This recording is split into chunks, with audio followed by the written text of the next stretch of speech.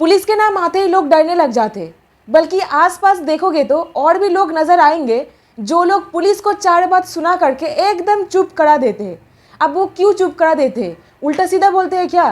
क्या वो पागल है, सनकी है? नहीं, उनको पता होता है उनका अधिकार क्या है। देश के कानून में बहुत सारा लकूना है, बहुत सारा वीकनेसेस है। अरे देश का कानून खराब है, देश का कानूनी बकवास है, ये आप सभी लोगों को पता है।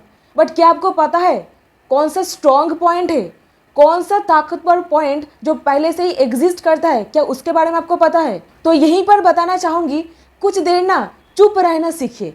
कोई मतलब नेगेटिव वे में इसको मत लीजिएगा, क्योंकि देखिए चुप रहना, कुछ देर के लिए मौन रहना, ये आपको ऑब्जर्वेशन देता है। बात करना है तो एकदम पॉइंट में कीजिए, ऑन पॉइंट। देखिएगा जो इंसान हमेशा बोलता ही रहता है उनके बात में कोई वजन नहीं होता है, क्योंकि बचता वही बर्तन है जो खाली होता है।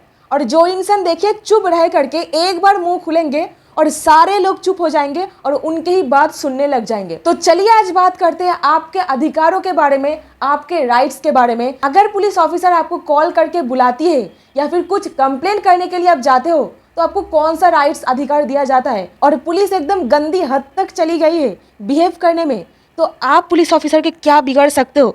नहीं, मजाक कर रही हो, इसके बारे में ही जानेंगे। और यहीं पे एक छोटा सा रिक्वेस्ट, चैनल को एक लाइक करके सब्सक्राइब जरूर कर दीजिएगा।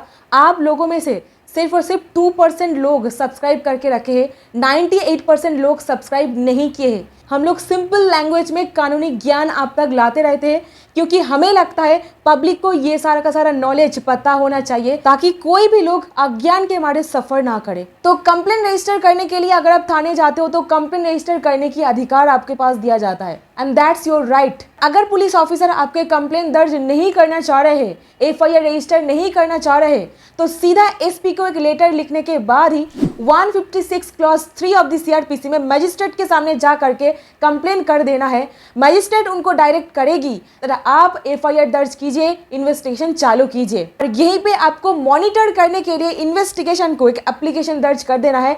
मजिस्ट्रेट खुद मॉनिटर करेंगे पुलिस ऑफिसर किस तरीके से इन्वेस्टिगेशन कर रहे हैं। कोई भी इंसान को मारने का अधिकार कोई भी कानून नहीं देता है, बट हाँ 3rd डिग्री अप्लाई किया जाता है, इसको भी हम लोग झुटला नहीं सकते। सेक्शन 46 ऑफ द CRPC ये बोलता है जब भी कोई इंसान को अरेस्ट करना होता है, नेसेसरी फोर्स मतलब जितनी जरूरत है उतने ही इस्तेमाल करना पड़ेगा। और अगर आप एक महिला होते हो तो आपका अधिकार डबल हो जाता है। सूरज डूबने के बाद, सनसेट होने के बाद और सनराइज होने से पहले आपको कोई इंसान हाथ भी नहीं लगा सकते। अगर आपको अरेस्ट करना ही होता है तो मजिस्ट्रेट साहब से परमिशन ले करके लेडी पुलिस ऑफिसर आ करके अरेस्ट करेंगे इमरजेंसी सिचुएशन पर। नेक्स्ट अधिकार, अगर आपको अरेस्ट किया गया है तो खाना पीना देने का दायित्व भी पुलिस ऑफिसर के पास ही होता है। आपको सही तरीके से खाने लायक पीने लायक पानी देंगे, ये उनका रिस्पॉन्सिबिलिटी है। Next right, medical. अगर पुलिस स्टेशन में आपके साथ टॉर्चर किया जाएगा तो उसका मतलब क्या ठोस एविडेंस होगा? मेडिकल करवाना पड़ेगा। आपके साथ मेंटल फिजिकल टॉर्चर हो रहा है, इसका एविडेंस क्या?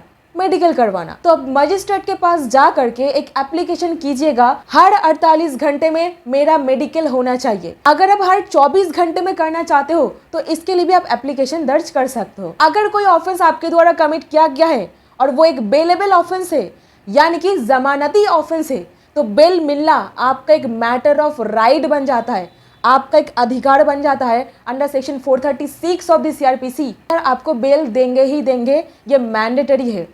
और जहां पर एक नॉन बेलेबल ऑफेंस है, दैट डजंट मीन आपको बेल नहीं मिल सकता है, उसके लिए हाई कोर्ट के पास एंड सेशंस कोर्ट के पास पावर दिया गया है under section 437, 439 of the CRPC। यहीं पे अगर आप कोई बेलेबल ऑफेंस किए हो और पुलिस ऑफिसर एंड कोर्ट को ये देख करके लग रहा है कि ये इंसान बहुत ही गरीब है, इंडिजेंट पर्सन है, ये इंसान कोई श्योरिटी नहीं दे सकेंगे, कोई भी बेल नहीं दे सकेगा, तो इंस्टेड ऑफ टेकिंग बेल आपको डिस्चार्ज कर दिया जाएगा विदाउट श्योरिटी, एक बॉन्ड एग्जीक्यूट करवा करके आपका जो हाजिरा है उसको सिक्योर करने के लिए। तो जमानती ऑफेंस में आपको बेल मिलना ये एब्सोल्युटली इंडिफिजिबल अधिकार है। Rasik Lal versus Kishore Khanchand Wadhwani, AIR 2009 SC supreme court of India 1341, ये केस में बोला गया था। अंडर ट्रायल प्रिजनर हो, यानी कि आपका ट्रायल अभी तक चल रहा है, आप कस्टडी में बंद हो, अगर आप जो ऑफेंस किए हो उसका पनिशमेंट डेथ पेनल्टी नहीं है, आपका जो पनिशमेंट है उसका 1/2 आप काट चुके हो, वहाँ पर पब्लिक प्रोसिक्यूटर साहब से बात करके रिटर्न में ले करके पर्सनल बॉन्ड पर विथ विदाउट श्योरिटी आपको छोड़ा जा सकता है। That is section 436 capital A of the CrPC. अभी सपोज आपको अरेस्ट कर लिया गया है, कौन सा अधिकार होता है? तो सबसे पहला, अरेस्ट करने से 24 आवर्स के अंदर अंदर 24 घंटे के अंदर आपको नियरेस्ट मजिस्ट्रेट के सामने प्रोड्यूस करना ही पड़ेगा।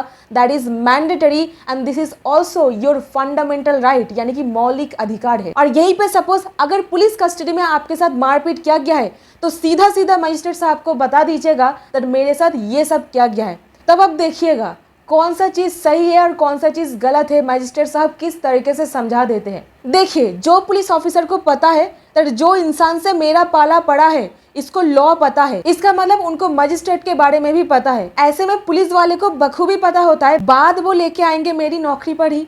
तो इस तरीके से अगर आप ये सब कानून जान जाते हो तो आपके पास नॉलेज रूपी पावर डेफिनेटली आ जाएगा, है ना। तो नेक्स्ट अधिकार, अगर पुलिस ऑफिसर आपके सामने कोई इंसान को मारता है, पीटता है, देन आप 100% मजिस्ट्रेट साहब को लेटर लिख करके बता सकते हो। ये इंसान होने के नाते आपका भी एक फर्ज बनता है, जो इंसान के साथ टॉर्चर हो रहा है अब उसके बारे में मजिस्ट्रेट को पता करवाओ। रिट ऑफ हेबिस कॉर्पस आप यहाँ पर डाल सकते हो। सुनील बत्रा वर्सेस दिल्ली एडमिनिस्ट्रेशन के केस पर हथकड़ी, हैंडकफ कोई इंसान आपको नहीं लगा सकते अनटिल एंड अनलेस आप कोई सीरियस किस्म के ऑफेंस कर दिए हो, टेररिस्ट वगैरह है तब ठीक है, सही है, मर्डर किया है दैट्स ओके। बट अगर कोई मामूली छोटा मोटा सा ऑफेंस है तो घिसटते हुए नहीं लेके जा सकते। सो सुनील बत्रा का केस को याद रखिएगा।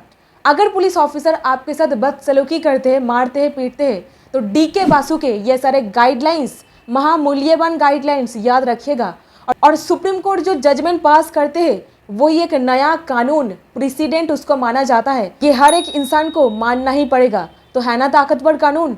तो माना कि मेरी हिंदी कमजोर है और ये सब चीज अगर आपको पता चल रहा है, मतलब क्या आपको कानून रूपी नॉलेज तो मिल रहा है ना।